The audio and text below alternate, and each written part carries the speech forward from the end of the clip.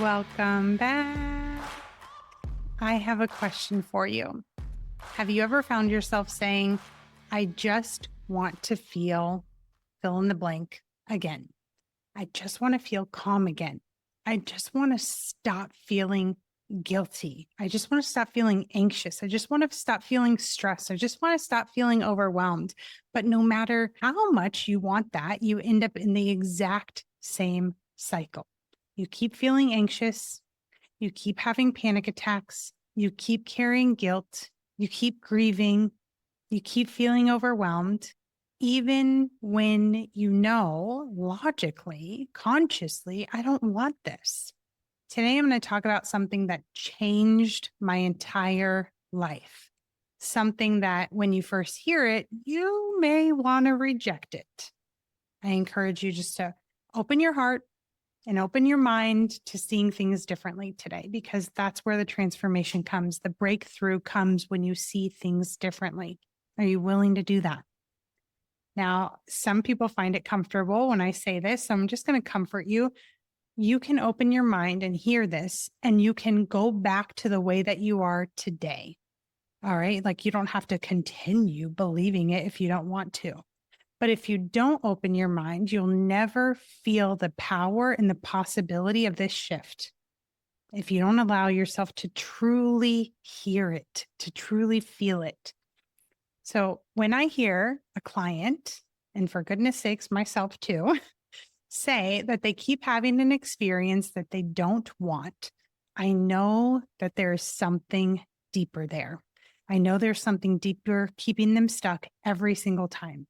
And the deeper thing is something that they have not yet allowed themselves to know. What it comes down to is this: we sometimes unconsciously choose to stay in an experience that we say that we don't want, not because we're weak, not because we're broken, not because we're self-sabotaging, but because deep down our nervous system believes that those patterns are keeping us safe. So I want to be really, really clear here. No one is consciously choosing anxiety, guilt, overwhelm, panic. They're not consciously choosing that. They don't wake up and say, yes, I would love to feel unsafe in my own body today. So I don't want you to take it as if I'm saying it that way. But just because we don't want something consciously doesn't mean that our subconscious isn't choosing it for a reason, and a very good reason at that. Think of your subconscious mind like a thermostat. And that thermostat has been programmed to keep your life at a certain emotional temperature.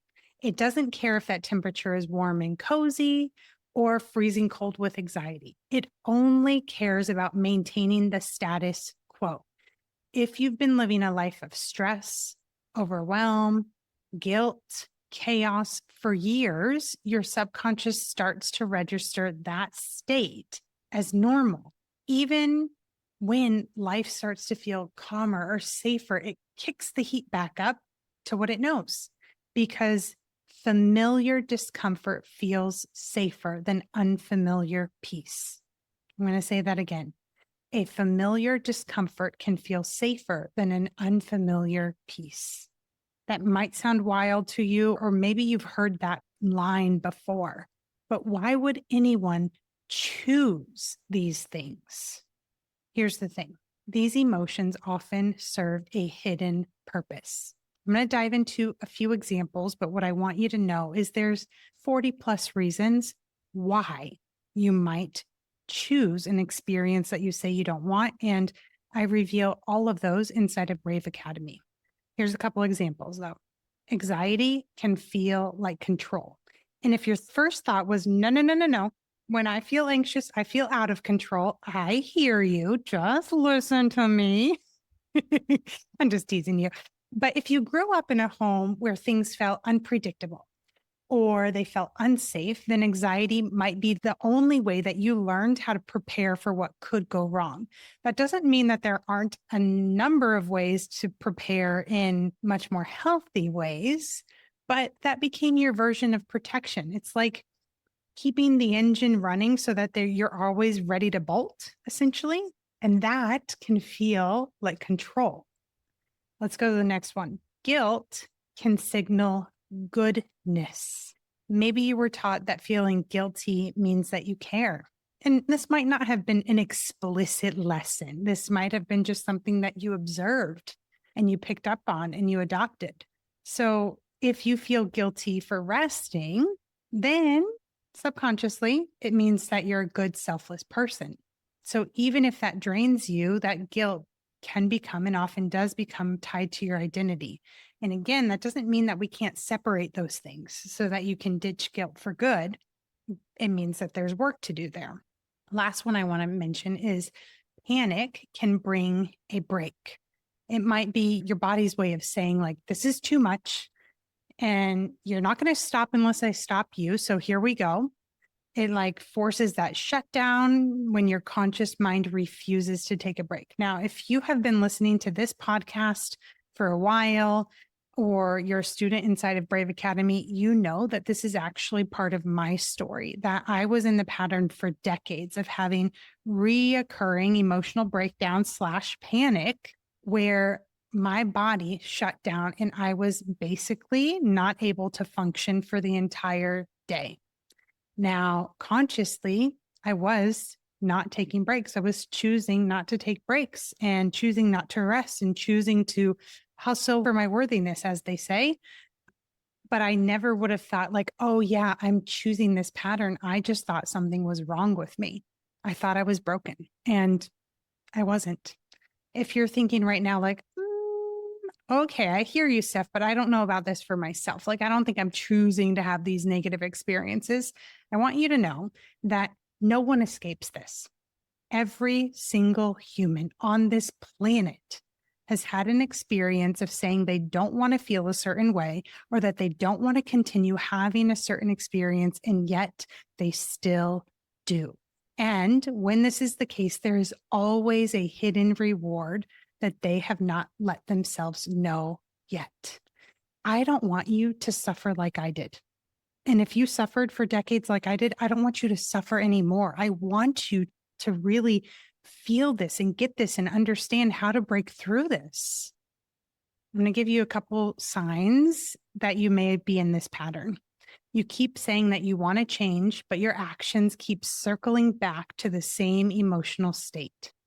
And if you feel anxious, when you start to feel peaceful, it's like you're waiting for this other shoe to drop. And then maybe you actually resist the healing tools, even the ones that you know would help. This is kind of like living in a house with a faulty smoke alarm. It goes off every time you make toast, but instead of fixing it, you just kind of gotten used to it. The alarm is anxiety. And even though it's disruptive, it may have become just familiar noise. You know, when I was having these reoccurring emotional breakdowns and panic setting in throughout my body, I didn't actually know that there was a way to overcome this. I thought it was just me. And that's why you've heard me say so many times, this is not just the way that you are, because I'm speaking to you as the old me. I thought it was just the way that I was, and I was wrong. What if you're wrong? You're probably wrong. And I mean that with so much love. Like, you're probably wrong, which is the best news ever. How do you start to shift this? Always with curiosity, always. And compassion isn't going to hurt either. Compassion and curiosity. And start with asking yourself these questions. What might this experience be protecting me from? What identity is this emotion tied to? And what feels scary about not feeling this way anymore? A lot of people think about it the other way. But I want you to flip that on its head because, you know, they're in the habit of saying, well, I don't want to have this experience anymore. But actually, what feels scary about having everything that you want? Remember, your subconscious is not working against you. It is always there to make sure that you survive and to protect you. But it's probably functioning on some outdated instructions. So here's what the shift starts to look like. You're rewiring the belief. If you believe that guilt makes you a good person, you might just start practicing, I can be kind and set boundaries, and guilt is not a requirement for being human, a good human. Now, keep in mind that these positive affirmations without the inner work, they pretty much just butt up against your mind. So you've got to do the inner work too. You also need to retrain the nervous system. And this is exactly what the Brave Breathwork protocol is for, because we use that elite form of breath work to retrain your body and to reset your nervous system. You can also use somatic tools and daily check-ins to teach your body that it's safe and it's safe to exist outside of anxiety too. And then, of course, create new evidence. Celebrate every moment that you choose. This is just an example that you choose to rest instead of panicking, every moment that you choose self-trust instead of spiraling. And each one is like a brick, a new brick that is laying a new foundation that you're building. This is not about blaming yourself for anxiety. It's not about blaming yourself for guilt or for panic or for anything else that you've continued to experience. This is about stepping back into your power and recognizing I choose all of it. Of course, we can't, without a shadow of a doubt, say you choose all of it. But if you take that on and you're like, okay, what if I actually am choosing this? Your mind opens up to so many possibilities that you haven't let yourself see before. And that's where transformation happens. So I'm going to invite you to think of a reoccurring experience that you say that you don't want and ask yourself this: what is this pattern doing for me? And of course, that's going to be a positive thing that it's doing for you. What deeper need is it trying to meet through this? And I will say that if you're hearing this for the first time, it can be a lot to wrap your head around. And very often, people need expert guidance on how to get to the root of what's keeping them stuck so that they can break through it for good. I would love to guide you to that. And if you resonate with what I'm saying, you resonate with this podcast, I encourage you, send me a DM. Send it on Instagram or on Facebook with the word Academy, and we can have a no pressure conversation to see if we're a good fit to work together. You do not have to keep on reliving the same story and this reality every day. You've heard me say it before, and I'm going to say it again. Life does not have to be this hard. Let yourself choose differently. You're not choosing pain because you want to suffer. You're choosing because part of you believes it's safer than the unknown. But the unknown isn't danger. It's freedom. And you're allowed to choose freedom today. All right, that's it for today. I will see you next time on the next episode.